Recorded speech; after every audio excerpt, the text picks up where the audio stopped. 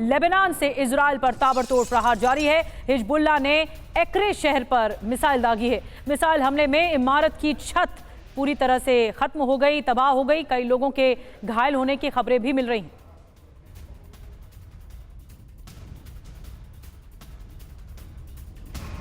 और इस बीच इजराइल पर हो गया है भीषण ड्रोन अटैक। जी हां, तेल अवीव के पास हिजबुल्लाह ने दागे हैं ड्रोन। तेल अवीव को एक बार फिर हिजबुल्लाह ने बनाया निशाना। आईडीएफ बेस को निशाना बनाने की गई कोशिश। ये तस्वीरें आप देखिए, तेल अवीव के पास हिजबुल्लाह की तरफ से किस तरह से ड्रोन दागे गए। इस हमले की एक्सक्लूसिव तस्वीरें आपके सामने हैं। तेल अवीव के बिल्कुल पास का इलाका एक बार फिर दहल गया हिजबुल्लाह के हमलों से।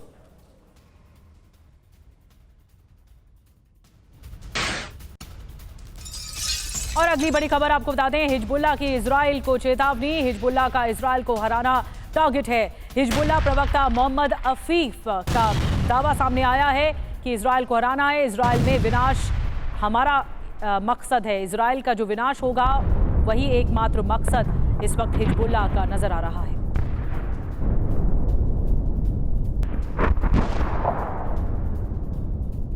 और नसरल्लाह का जो बदला है वो लेकर रहेगा हिजबुल्लाह, क्योंकि नसरल्लाह की मौत हो चुकी है और अब इसका बदला हिजबुल्लाह लेगा। हिजबुल्लाह की धमकी क्या सामने आई है, देखिए। नसरल्लाह के गुनहगार को सजा देकर रहेंगे। इजराइल को हराना हमारा आखिरी मकसद है, ये हिजबुल्लाह की तरफ से कहा जा रहा है। तेल अवीव पर विध्वंसक हमले सिर्फ शुरुआत भर है। हिजबुल्लाह ये चेता रहा है, इजराइल अभी और बर्बादी तबाही देखेगा। आईडीएफ यानी इजराइल डिफेंस फोर्स को लेबनान में तबाही रोकने को हम मजबूर करेंगे, यानी इजराइल मजबूर करेगा। ये हिजबुल्लाह के प्रवक्ता मोहम्मद अफीफ की तरफ से बड़ा दावा है और बड़ी चेतावनी है। Major general retired Brajesh Kumar ji हमारे साथ मौजूद हैं चर्चा के लिए रक्षा एक्सपर्ट के तौर पर। डॉक्टर राजीव नयन जी हमारे साथ मौजूद हैं विदेश मामलों के जानकार के तौर पर। योगेश गुप्ता जी हमारे साथ मौजूद हैं पूर्व राजदूत के तौर पर। सबसे पहले डॉक्टर राजीव, मैं आपसे शुरू कर रही हूँ। ये जो आप चेतावनी देख रहे हैं हिजबुल्लाह की, ये चेतावनी बड़ी है क्योंकि इससे पहले भी कई हमले हुए हैं, लेकिन नसरल्लाह की मौत के बाद ये जो रेवेंज वाला मोड है वो हिजबुल्लाह का ज्यादा नजर आता है इजराइल की तरफ। देखिए, इसे दोनों तरीके से हम देख सकते हैं।